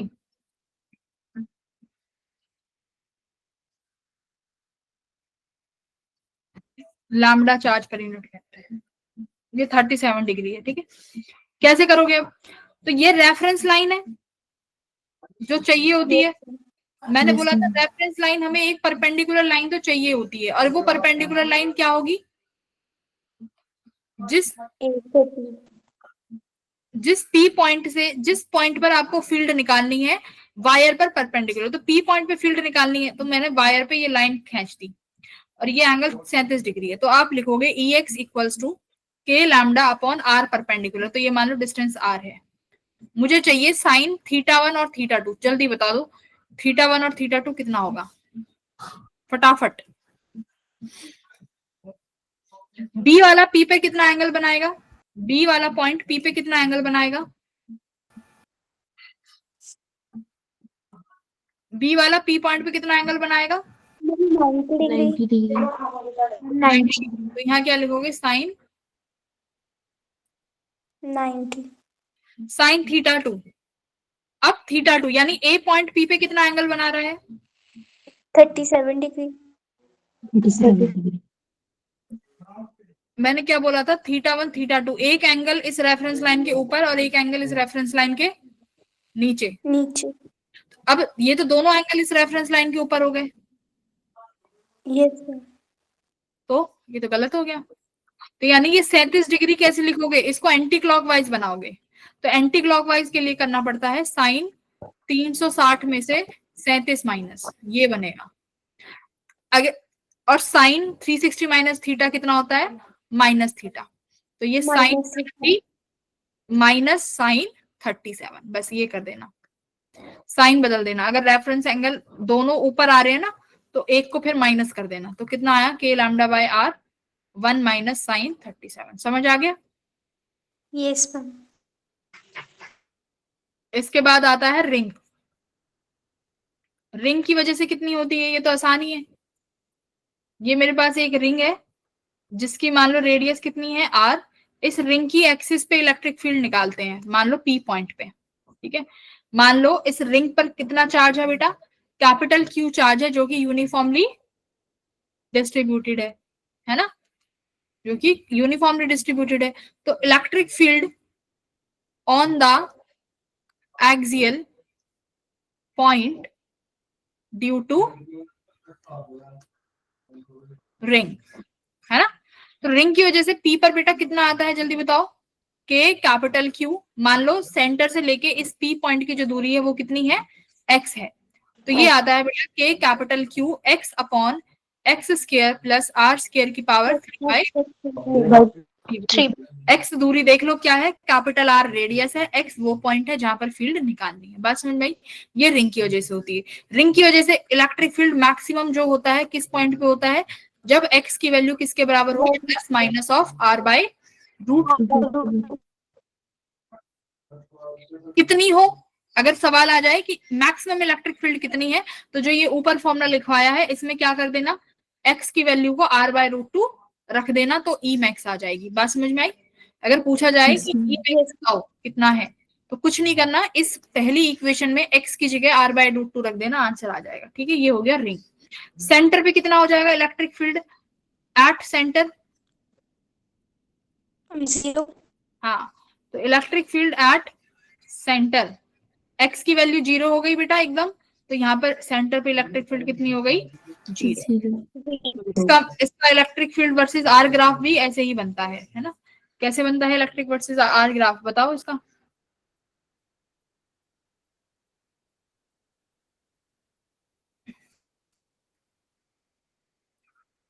किसी को याद है इसका ई और आर का ग्राफ कैसा आता है भाई? जल्दी बोलो।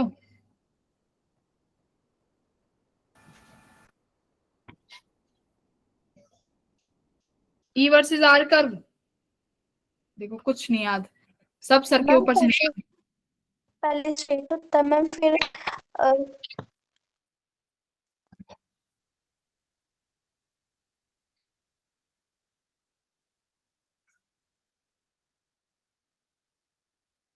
ठीक है, यहाँ सेंटर पे इलेक्ट्रिक फील्ड 0 है। बात समझ में आ गई? ये जो मैक्सिमम पॉइंट है ये कब है, जब आर एक्स की value r/√2। Got it? Yes अब सेमी सर्कुलर के लिए भी निकालते हैं बेटा। इसमें सेमी सर्कुलर के लिए कैसे निकाल सकते हो? मैंने तुम्हें सेमी सर्कुलर एनी आर्क एक फॉर्मूला बताया था, जल्दी बताओ। अगर आपको सेमी सर्कल दिया हुआ है जिस पर चार्ज Q है, यूनिफॉर्मली डिस्ट्रीब्यूटेड है, ठीक है, या इसकी चार्ज डेंसिटी मान लो लैम्डा है, चार्ज डेंसिटी ही दी होगी, ज्यादातर चार्ज नहीं देंगे, चार्ज डेंसिटी लैम्डा है। मान लो मेरे पास एक ये आर्क है, ठीक है, ये आर्क है, ये एंगल थीटा बना रही है, इसकी चार्ज डेंसिटी भी लैम्डा है। तो अगर तुम्हें कोई भी शेप दे दें और तुम्हें पूछा जाए, मान लो ये आर्क है और इस पर इसकी जो ये चार्ज डेंसिटी, देखो ये इस पे होंगे, ये आर्क है ना, ये इस पे चार्ज है प्लस प्लस प्लस। अगर किसी भी चार्ज के लिए आ जाए तो क्या करेंगे भाई? 2k λ/r sin θ/2। हाँ वेरी गुड, देखो इन्हें याद है। Electric field for any arc क्या फॉर्मूला है, 2k λ/r sin θ/2। आर्क, अब देखो लैम्डा याद रखना, फिर चार्ज पर यूनिट लेंथ है ना, और लैम्डा के केस में पूछेगा वो। और अगर थीटा, पहले वाले केस के लिए थीटा कितना है, 180 डिग्री। 180। इस वाले के लिए ये 90 डिग्री है, ठीक है। इस वाले में मान लो तुम्हें जो भी दिया हुआ है उसका आधा कर देना, तो 2k λ/sin θ/2 याद रहेगा। Yes ma'am. तो सेमी सर्कल के लिए क्या हो जाएगा, 2k λ/r, यही हो जाएगा। यस सर्कल के लिए कितना आया, हाँ बस ये रहा। और डायरेक्शन की भी बात कर लेते हैं। मान लो बेटा ये ऐसे है, बस तुम इतना याद रखो, प्लस नेगेटिव छोड़ो, फिर तुम और कंफ्यूज हो जाओगे, वो तुम्हें बाद में कराऊंगी। मैम नॉन यूनिफॉर्मली डिस्ट्रीब्यूटेड हो तो? ना ना ना, रिंग पे यूनिफॉर्मली आएगा, उसके लिए नहीं है। अब आ जाओ स्फीयर पे।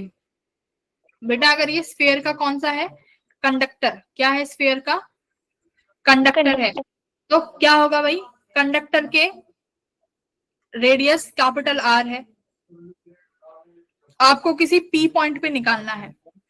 मान लो ये P पॉइंट सेंटर से स्मॉल r है, तो electric field eight P point यानी आउटसाइड के लिए जल्दी बताओ कितनी हो जाती है, K Q/r। Capital Q charge uniformly distributed है, तो K capital Q by small r। Electric field surface पे कितनी हो जाएगी बेटा, K कैपिटल Q, इसकी radius capital R। Electric field inside कितनी हो जाएगी बेटा, 0। स्केयर लगाओ, स्केयर। इलेक्ट्रिक फील्ड इनसाइड क्या हो जाएगी, 0। यहीं अगर पोटेंशियल की बात कर देती हूँ, पोटेंशियल की बात कर देते तो बेटा पोटेंशियल आउटसाइड कितना हो जाएगा, K capital Q by small R. Surface पे कितना हो जाएगा पोटेंशियल बेटा? के कैपिटल अपॉन इसका रेडियस कैपिटल आर। इनसाइड कितना हो जाएगा? Inside at any point, at any point, at any point और एट सेंटर, इवन सेंटर कितना होगा भाई? जो सरफेस पे है, के कैपिटल क्यू बाय आर। ठीक है, सरफेस वाला ही होगा। बात समझ में आ गई?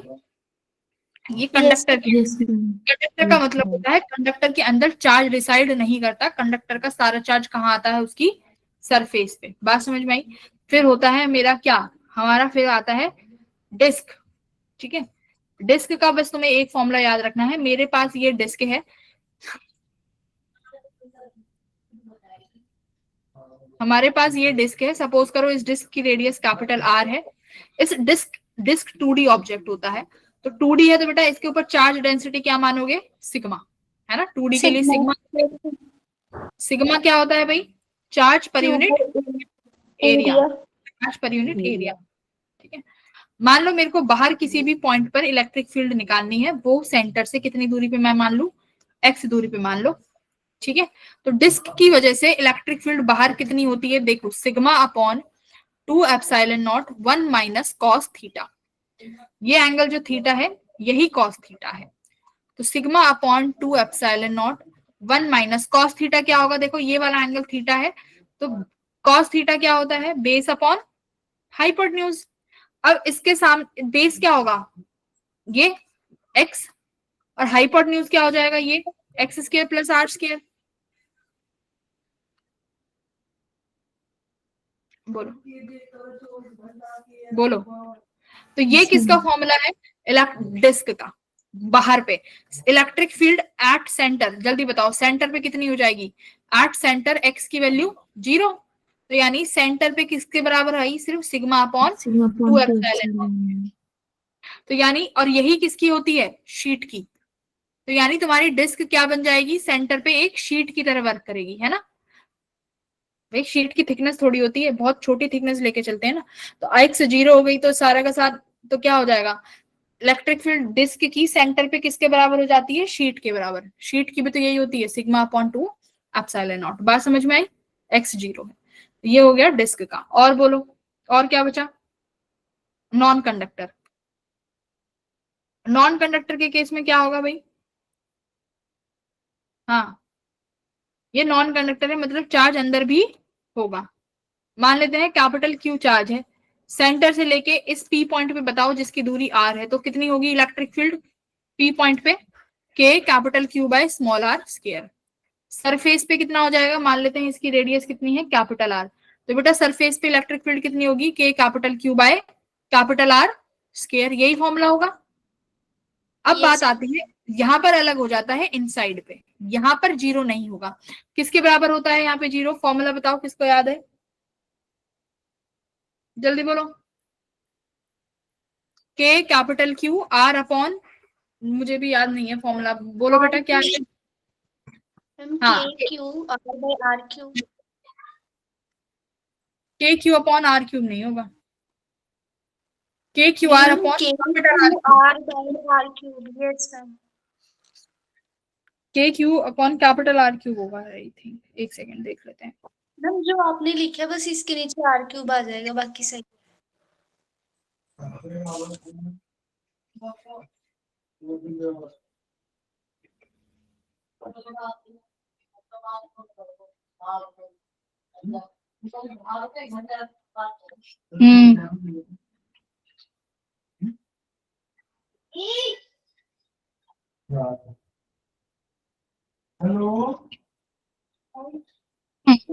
सही है ना? K capital Q small R upon capital R cube, यही फॉर्मूला होगा ना बेटा इनसाइड का। आर स्मॉल आर वो है जहां पर निकालनी है, कैपिटल आर रेडियस है, याद रखना। ठीक है, और इसका और क्या लिख सकते हो? इसका एक और फॉर्मूला है इनसाइड का, rho into R by 3 epsilon naught. Rho R upon 3 epsilon naught, ये वाला भी याद रखना बेटा। ठीक है, क्योंकि वॉल्यूम में चार्ज है तो रो क्या है यहाँ पे? चार्ज पर यूनिट वॉल्यूम, है ना? रो क्या है? Charge per unit. यहाँ पर पोटेंशियल का क्या हो जाता है?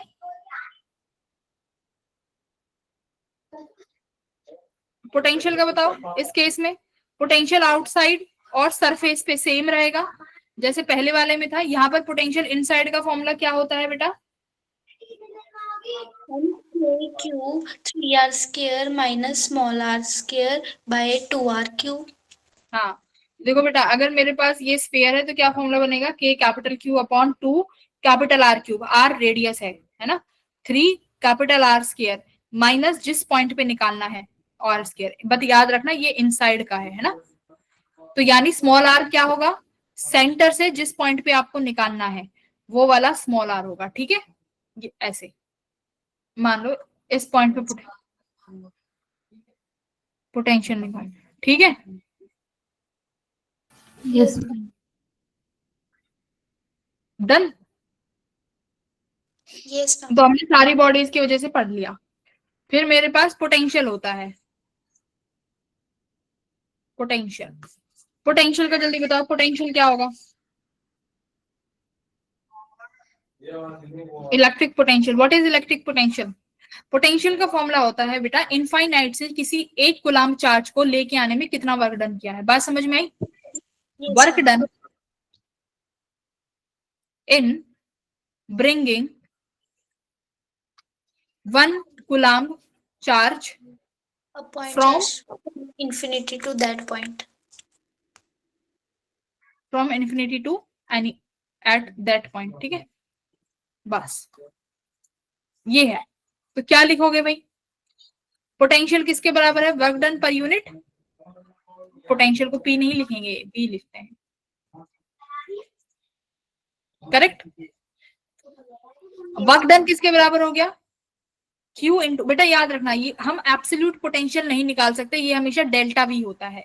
तो Q इंटू डेल्टा। तो मैं वही पूछ रही थी कि वर्क डन और पोटेंशियल के बीच का रिलेशन। तो क्या लिखोगे? Work done equals to charge into delta V क्या है?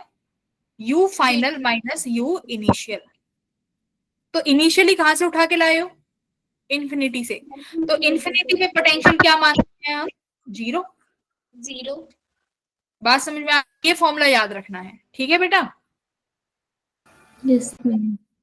Okay, now tell me, this W is external. This W is external. Yes ma'am.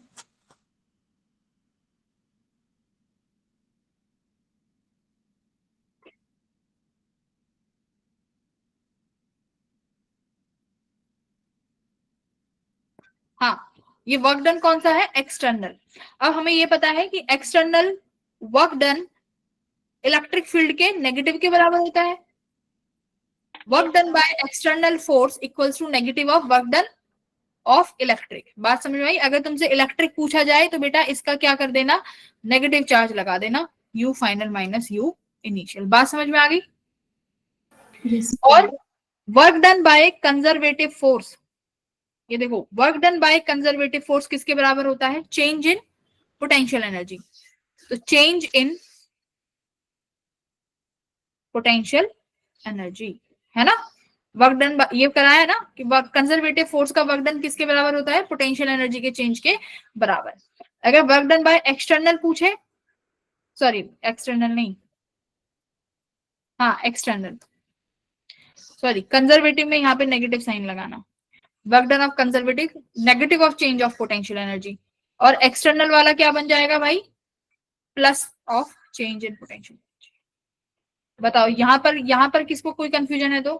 Conservative work done potential energy के negative के बराबर होगा। ठीक है, यस मैम। इन फॉर्मूले में याद करने में दिक्कत हो रही है क्या? वर्क डन इक्वल्स टू क्या है भाई? पोटेंशियल का फॉर्मूला ही है वर्क डन अपॉन चार्ज। बस वर्क डन से वो डेल्टा V क्या होता है? U final minus U initial. अब कंजर्वेटिव वर्ड्स क्या होता है? पोटेंशियल एनर्जी के नेगेटिव के बराबर। ये फॉर्मूला याद हुआ? Yes ma'am. पोटेंशियल इतना ही है। पोटेंशियल एनर्जी क्या होता है? पोटेंशियल एनर्जी क्या होगा? पोटेंशियल एनर्जी होती है किसी सिस्टम की, है ना, किसी सिस्टम की होती है पोटेंशियल एनर्जी। कैसे? अब देखो मेरी बात,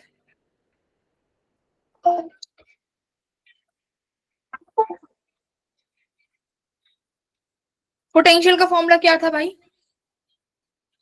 के क्यू बाय आर, यही था। ओके मेरे पास यहाँ पर ये 3 चार्जेस हैं, क्या? Q1, Q2 और Q3। ये इक्विलेटरल ट्रायंगल पे रखे हुए हैं आर आर आर पे। इस सिस्टम की पोटेंशियल एनर्जी निकालनी है, तो तुम क्या करोगे? क्या करोगे बताओ? के सबका पेयर बनाओगे, Q1 Q2 upon R square, के Q1 Q2 upon are plus के Q1 Q3 अपॉन आर। भाई यही तो होगा। पोटेंशियल एनर्जी इस सिस्टम की लिखनी है तो बेटा सबके पेयर बनाओ। बात समझ में आ गई? Q1 का Q2 के साथ, Q1 का Q3 के साथ और Q2 का Q3 के साथ। तो देखो Q1 का Q2 के साथ, Q1 का Q3 अब किसके साथ बनेगा? Q2 are. अब देखो यहाँ पर पोटेंशियल में एक चार्ज है और पोटेंशियल एनर्जी में कितने चार्ज हैं? 2 चार्ज है ना। अब देखो यहां मैंने फॉर्मूले में इस Q की वैल्यू, पोटेंशियल में मैंने Q की वैल्यू क्या ली है? 1 कूलाम। अगर इस चार्ज को 1 कूलाम रख दूं तो यही क्या बन जाएगा? पोटेंशियल। और ये Q की वैल्यू अगर कुछ और है, 2 कूलाम 3 कूलाम, तो यही क्या बन जाएगी? Potential energy. इसलिए यहाँ एक और चार्ज ऐड हो जाता है। समझ में आ गई बात? Yes yes ma'am. तो पोटेंशियल है ना, पोटेंशियल, तो पोटेंशियल का फॉर्मूला क्या लिखोगे? के क्यू बाय आर, और एक और क्यू है मल्टीप्लाई में, तो वो क्या बन गया? Potential energy. और यही टर्म है, देखो ये वाली, ये पूरी टर्म क्या बनी? Change in potential energy. तो वर्क डन बाय एक्सटर्नल क्या लिखा हुआ है? Positive of change in potential energy. नीचे वाला देखो इलेक्ट्रिक के सामने माइनस का साइन है, ये पूरी टर्म पोटेंशियल एनर्जी बनेगी। तो वर्क डन बाय इलेक्ट्रिक का मतलब है कंजर्वेटिव, है ना। तो कंजर्वेटिव क्या लिखा हुआ है? Negative of change of potential energy. बात समझ में आई? यस हाँ। अब पोटेंशियल के फॉर्मूले ले लेते हैं कुछ अच्छे अच्छे से। बस इतना ही है इसमें कॉन्सेप्ट। अब तुम्हारा पेपर देखते हैं कि पेपर में क्या दिया था मैंने।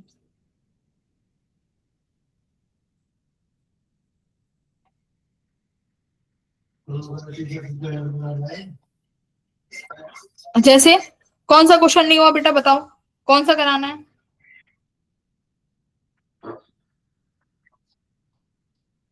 कौन सा कराना है पोटेंशियल का, बोलो। 10 मिनट अब डाउट ले लेती हूँ, बोलो। कंप्लीट है अब इलेक्ट्रिक फील्ड और पोटेंशियल तो समझा दिए। अब इसके बाद अगला टॉपिक कौन सा है?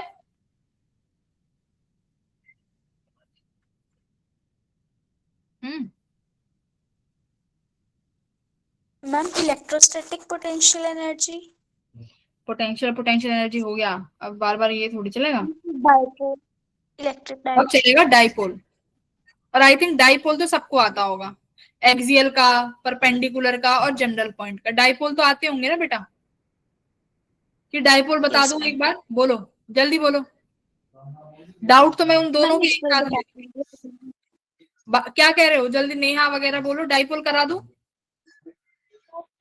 नहीं मैम, ये आपका कर लेंगे। ना ना, और मैम एक बार देखिए। सुनो यहाँ पे, डाइपोल सुन नहीं लो, मैं करा ही रही हूँ तो डाइपोल का भी पढ़ लो। डाउट तो मैं फिर 10-15 मिनट में ले लूंगी तुम्हारे, तुम कम से कम इतने तो बनो कि ट्राई कर पाओ। तो अब पोटेंशियल वाले क्वेश्चन दोबारा रीट्राई करना। चेंज इन पोटेंशियल एनर्जी, किसी की, अब किसी में वर्क डन पूछा है तो देखो क्या उसकी कॉन्फ़िगरेशन चेंज करी है क्या? तो कॉन्फ़िगरेशन चेंज करी है। अगर पूछा है कि मैंने, देखो मान लो ऐसा सवाल होगा, एक ऐसा सवाल होगा, देखो कि पहले ये चार्ज क्यू यहां रखे हुए थे, जिनके बीच की दूरी कितनी थी? a। तो बेटा अब वो बोल रहा है कि मैंने इन चार्ज को उठा के सेंटर पे रख दिया, मुझे ये सब करने में कितना वर्क डन लगेगा ये बताओ। ऐसा सवाल होगा ना कि ये सब करने में कितना वर्क डन लगा। तो तुम्हें कुछ नहीं करना, वर्क डन क्या है? Change of potential energy. तो पहले तुम ये निकालो कि जब ये चार्ज ऐसे रखे हुए थे तो इनकी पोटेंशियल एनर्जी कितनी थी, तो ये इनिशियल हो गई। और जब ये इस तरीके से रख दिए तुमने, तो अब इस केस में पोटेंशियल एनर्जी फाइनल कितनी हुई? अब निकालो, ये डिस्टेंस चेंज हो गया ना, आर, ये आर चेंज हुए ना। तो यस अब मैम। फाइनली निकालो, अब वर्क डन क्या हो जाएगा? You final minus you initial. इस तरीके से, इस तरीके से निकालते हैं। हाँ अब पूछो को क्या कह रहा था, बोलो बोलो जल्दी। कुछ नहीं कह रहे थे मैम। डाइपोल कराऊं? मैम स्क्रीन शो नहीं हो रही। स्क्रीन शेयर ही नहीं हो रही, फिर क्या मेरी शक्ल देख रहे हो बैठ के? नहीं मैम, हुई नहीं है screen पे मैम show। बोलिए। बेटा अपना कनेक्शन देखो। मैम अच्छी हो रही है। अच्छी हो रही है? शो हो रही है। डाइपोल, डाइपोल में क्या पढ़ते हैं ये देख लो। डाइपोल में क्या क्या आता है? डाइपोल में आता है electric field due to dipole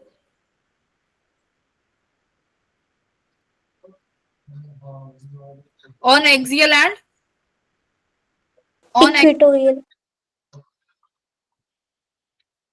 potential due to dipole on axial and equatorial. बस Equatorial। Third, electric field and potential due to dipole on general point. ठीक है, बात समझ आ गई? चौथा, चौथा क्या है भाई? Dipole in a uniform uniform magnetic field, electric field. Electric तो पढ़ो मत, मैग्नेटिक पढ़ लो। ये है 4 टॉपिक, आ जाओ। याद क्या रखना है? इलेक्ट्रिक फील्ड ऑन एक्सियल, क्या फॉर्मूला है भाई एक्सियल का? मान लो मेरे पास डाइपोल का फॉर्मूला होता है equal and opposite charge plus और माइनस क्यू है। ठीक है, इन दोनों के बीच में जो भी डिस्टेंस है वो कितनी है मान लेते हैं। कितनी माने भाई? 2a मान लो। इनकी जो डिस्टेंस है वो है 2a डिस्टेंस है। मैं तुमसे कह रही हूं कि यहाँ कोई पॉइंट P है, एक्सियल का मतलब होता है बेटा इसी लाइन पे पॉइंट ले लियो। इस पॉइंट P पे कितना इलेक्ट्रिक फील्ड है ये हमें निकालना है। तो देखो सेंटर से काटते हैं, सेंटर से इस पॉइंट P के लिए जो दूरी मानी जाती है वो R मानी जाती है, R मानेंगे। अब ये सेंटर से कट कराया तो बेटा सेंटर से ये वाली दूरी AA हो जाएंगी। फिर तो अब डायरेक्शन की भी बात कर लेते हैं। ये एक्सियल पॉइंट पे है तो बेटा P, अब डाइपोल की डायरेक्शन देखो, डाइपोल की डायरेक्शन कहाँ होती है? ये प्लस क्यू और माइनस क्यू, डाइपोल की डायरेक्शन होती है माइनस से प्लस की तरफ, जिसे माइनस से मूवमेंट। तो डाइपोल मूवमेंट की डायरेक्शन बेटा कहाँ है? Negative charge to positive charge. ठीक है, पॉजिटिव। डाइपोल मूवमेंट की डायरेक्शन नेगेटिव से पॉजिटिव चार्ज है। ओके, अब P पॉइंट पे नेट इलेक्ट्रिक फील्ड की डायरेक्शन बताओ जल्दी से क्या आएगा? जिस चार्ज के करीब होगा उस चार्ज की वजह से देख लो, माइनस क्यू नजदीक है, माइनस क्यू की वजह से इलेक्ट्रिक फील्ड कैसी होती है? टुवर्ड्स, यानी इलेक्ट्रिक फील्ड P पर जो नेट होगी वो ऐसे होगी, इनवर्ड्स। ठीक है, अगर यहाँ पर प्लस क्यू चार्ज होता, माइनस क्यू ये प्लस क्यू, अब P पॉइंट पे निकालो जल्दी से। अब प्लस क्यू नजदीक है तो प्लस क्यू की वजह से कहाँ होती है? बाहर की तरफ। तो यानी P पॉइंट पर अब इलेक्ट्रिक फील्ड कहाँ होती? जल्दी बोलो। मैम बाहर की तरफ। बाहर की तरफ। ठीक है, अब यहाँ पर कहाँ हो जाती? बाहर। Okay, got it. अब Yes, यहाँ पर हमारे पास फॉर्मूला क्या होता है ई एक्सियल का? 2kp upon R cube. Are बता दिया है मैंने, आर याद रखना, व्हाट इज आर? सेंटर से काटा है। पी क्या है भाई? पी का फॉर्मूला क्या होगा? चार्ज मल्टीप्लाई बाय उनके बीच की दूरी। हमें याद मत रखना कि 2l ही है, वो l भी मिल सकती है, 3l भी मिल सकती है, जितनी हो उसका 2l, उससे मतलब मल्टीप्लाई कर दो, चार्ज इनटू लेंथ। ये फॉर्मूला आया। बात क्लियर समझ में आई? Yes ma'am. हाँ वेरी गुड। क्या आया फिर? लिख लेना इसमें। फिर होता है परपेंडिकुलर। परपेंडिकुलर का मतलब ये प्लस क्यू चार्ज है, ये माइनस क्यू चार्ज है, जैसे अभी अभी तुमने किया था ना, इक्विलेटर कूलम्ब्स लगाया था कि यहाँ इस पी पॉइंट पे बताओ। तो बेटा प्लस क्यू की वजह से यहाँ हुई, माइनस क्यू की वजह से इनवर्ट्स आएगी ऐसे। तो खुद देखो, ये एंगल थीटा होगा, ये भी एंगल थीटा होगा, तो ये एंगल थीटा और ये भी एंगल थीटा, तो कौन से वाले कट गए भाई? सॉरी, डायरेक्शन में यानी,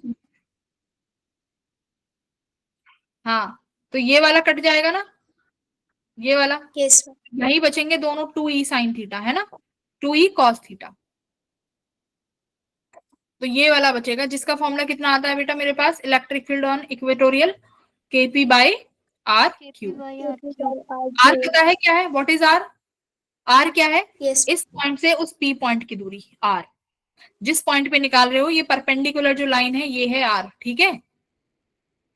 ये नहीं पता होता आर क्यूब होता है ना।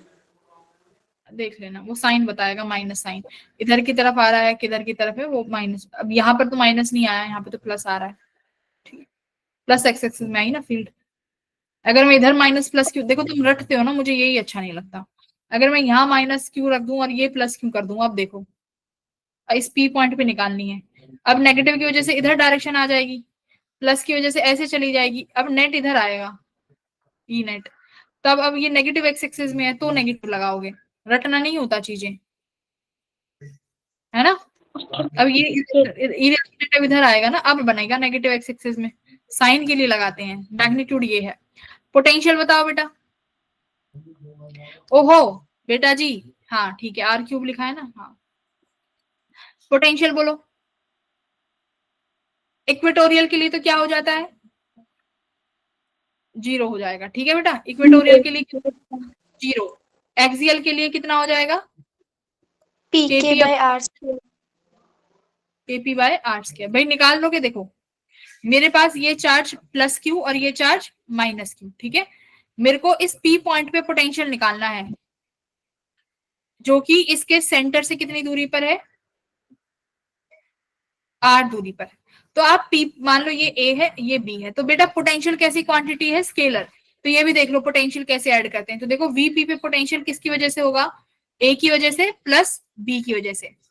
और भी कोई चार्ज होता तो उसे भी ऐड करते, क्योंकि पोटेंशियल कैसी क्वांटिटी है, scalar quantity. Direction to direction इसमें लेनी नहीं, बस ए की वजह से पी पर कितना पोटेंशियल होगा, ए का चार्ज क्यू, ए से लेके पी की दूरी कितनी हो जाएगी, ये अगर डिस्टेंस 2a है तो आर हमेशा मिड पॉइंट से कट करते हैं, बताया ना। तो ये बेटा ए होगा, तो ये दूरी a प्लस आर हो गई।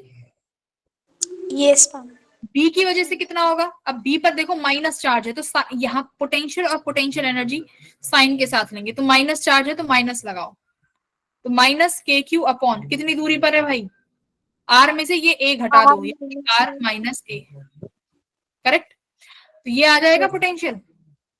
ऐसे पोटेंशियल लिखा जाता है किसी भी पॉइंट का, जितने भी चार्जेस हो सबकी वजह से पोटेंशियल लिख दो, क्या आ जाएगा भाई, के क्यू बाय आर स्क्वायर, ठीक है। ये किस पर आया है, पोटेंशियल एक्सियल का, ये याद रखना अप्रोक्सीमेशन से, है ना। Yes, ma'am. इसके बाद आता है जनरल पॉइंट।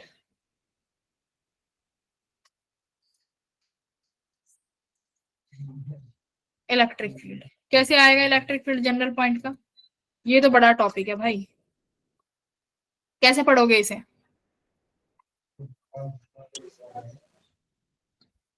देखो लास्ट स्लाइड बची है भाई, पूरे 22 पेज भर दिए। मान लो मेरे पास ये डाइपोल है, ठीक है, प्लस क्यू चार्ज बेटा, और यहाँ पर माइनस, अच्छा इसे माइनस ले लो और इसे प्लस ले लो, ठीक है। मेरे को अब ना तो एक्सियल लेना है ना परपेंडिकुलर, किसी ऐसे पॉइंट पी पे लेना है जो कि इस डाइपोल मूवमेंट ये है बेटा P, negative to positive direction, ये इसके साथ कितना एंगल बना रहा है, थीटा। कितना एंगल बना रहा है, थीटा। बेटा देख रहे हो, हमने पी पॉइंट को ना तो एक्सियल लिया ना परपेंडिकुलर लिया, पर मुझे ये पता है कि अगर मैं इस पी का कंपोनेंट ले लूं, क्योंकि पी के मैं परपेंडिकुलर और एक्सियल कंपोनेंट का तो निकाल चुकी हूं, तो बेटा इस पी का कंपोनेंट ले लो, जो कि यहां पर कौन सा बनेगा, पी कॉस थीटा, और यहां बन जाएगा इस पी का पी साइन थीटा। इतना समझ आया। Yes, ma'am. अब एक बार बताओ, तुम्हारे पास कितने डाइपोल हो गए। अब तुम ये समझो मेरे पास दो डाइपोल हैं, एक तो पी कॉस थीटा है और दूसरा पी साइन थीटा है। नाउ ऐसे समझना है कि मेरे पास दो डाइपोल हैं, एक तो पी कॉस थीटा और एक पी साइन थीटा। ये दोनों डाइपोल मिलकर पी पॉइंट पर इलेक्ट्रिक फील्ड बनाएंगे, बात समझ रहे हो। ये दो डाइपोल मिलके पी पर इलेक्ट्रिक फील्ड बनाएंगे, ओके। तो अब यहाँ पे लिखोगे electric field at P due to dipole 1 plus dipole यही लिखोगे। Okay. Yes ma'am. Dipole one जरा बताओ पी पॉइंट पे कितना एंगल बना रहा है। डाइपोल वन पी पर कितना एंगल बना रहा है, ध्यान से देखो। आकांक्षा, वो अंशिका जल्दी बता। Anshika, yes ma'am. पहला डाइपोल पी पॉइंट पे कितना एंगल बना रहा है, पहला डाइपोल। अरे पहला डाइपोल कौन सा है इसमें, नाम बताओ, पहले डाइपोल का नाम क्या है। P cos theta. हाँ, पी कॉस थीटा। अब पी कॉस थीटा देखो पी पे कितना एंगल बना रहा है, ma'am P cos theta P कितना 1। अंशिका बोलो, सही कह रही हो, कितना। हाँ भाई 0 डिग्री तो बना रहा है पी कॉस थीटा, ये पी कॉस थीटा है और इसी के आगे जाके ये पॉइंट पी है, तो यानी एक्सियल पॉइंट हो गया। तो यहाँ पे लिखोगे ये मेरा डाइपोल का एक्सियल है। D2 देखो, D2 इस P के परपेंडिकुलर हो गया ना, तो यानी D2 क्या है, D इक्वेटोरियल। बात समझ में आई। अब तुम्हारे पास एक्सियल का फॉर्मूला बताओ क्या होता है, 2kp upon r cube. r क्या होगी बेटा, इस पॉइंट से जो सेंटर पॉइंट है इससे P पॉइंट की दूरी कितनी, r, तो 2kp r क्यूब। इक्वेटोरियल के लिए क्या होता है, kp अपॉन r क्यूब। अब एक बात सुनो, अब एक बात सुनो, ये D1 है तो इसको P1 और P2 कर लो, 2k अपॉन r क्यूब। जरा एक्सियल के लिए P की वैल्यू बोलो, एक्सियल के लिए P की वैल्यू बोलो, एक्सियल के लिए P की वैल्यू बोलो, P cos थीटा। तो बस यहाँ पर P cos थीटा लिख दो, plus k upon r cube. P2 कौन सा है, इक्वेटोरियल। इक्वेटोरियल के लिए P2 कौन है भाई, साइन थीटा, तो यहाँ लिख दोगे P साइन। बस ये इलेक्ट्रिक फील्ड है, आगे समझ, यही है इलेक्ट्रिक फील्ड किसी जनरल पॉइंट पे। अगर इसका वो करना चाहो वेक्टर ऐसे करना चाहो, E1 square plus E2 square, तो वो भी कर लेना, ठीक है, वो भी कर लेना। उसका फॉर्मूला तुम्हें डायरेक्ट हमारे उसमें होगा, वो देख लेना। अब पोटेंशियल भी निकाल लोगे ऐसे ही, और भी आसान हो जाएगा। पोटेंशियल का तो इक्वेटोरियल 0 ही है भाई, पोटेंशियल का तो इक्वेटोरियल 0 ही है, तो पोटेंशियल का फॉर्मूला क्या बन जाएगा, देखो kp upon r cube. Equatorial की वजह से तो 0 हो गया, मतलब एक्सियल की वजह से बचा, तो यानी kp बाय r क्यूब। और ये p कौन सा बनेगा, cos थीटा, सॉरी स्क्वायर आएगा, तो potential kp cos theta by r square किसी भी जनरल पॉइंट पे, ठीक है। इसके एक दो छोटी छोटी चीजें और हैं। डाइपोल वाला लेक्चर नोट्स पढ़ लेना, लेक्चर नोट्स पढ़ लेना और फिर सवाल लगाना, 100% क्वेश्चंस बन जाएंगे। बात समझ में आ गई। यस तुम्हारा एक फ्लक्स बचा हुआ है, सारे टॉपिक्स कवर कर लिए हैं, ओनली फ्लक्स का एक दो टॉपिक बचे हुए छोटे छोटू से। और क्या बचा हुआ है, टॉर्क वाला टॉपिक देख लो, टॉर्क वाला देख लोगे इसी में, डाइपोल को इलेक्ट्रिक फील्ड में रखते हैं, तो वो देख लेना, 5-10 मिनट का ही टॉपिक है, इजी सा है ना, ठीक है। उसके बाद एक कंडक्टर बचेगा, तो फ्लक्स और कंडक्टर एक लेक्चर ऐसा ही रख लूंगी, उसमें कवर करा दूंगी। आई होप कुछ पल्ले पड़ा होगा तुम्हें। Yes ma'am. अब कहीं और वन शॉट देखने की जरूरत नहीं है। अगर तुम्हें इस लेक्चर, मेरी बात ध्यान से सुनो, अगर इस लेक्चर को जब तुमने आज सुना है, इसके बावजूद कुछ चीजें सर के ऊपर से जा रही हैं, तो ये समझ लो कि तुम्हें इस लेक्चर को फिर डिटेल्ड में ही देखना पड़ेगा बेटा, मतलब तुम्हारा ये लेक्चर एकदम अंडा है। कौन है ऐसा बच्चा जिसको ये फील हो रहा है, is there any student who is feeling this.